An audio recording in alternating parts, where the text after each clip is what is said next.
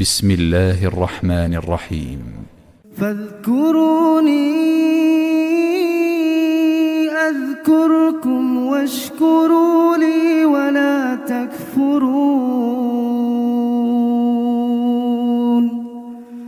يا أيها الذين آمنوا استعينوا بالصبر والصلاة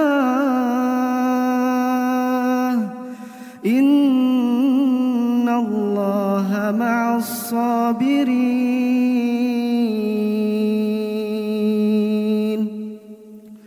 ولا تقولوا لمن يقتل في سبيل الله أموات بل أحياء ولكن لا تشعرون. ولنبلونكم بشيء من الخوف والجوع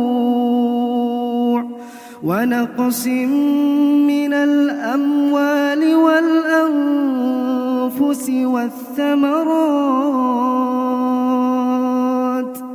وبشر الصابرين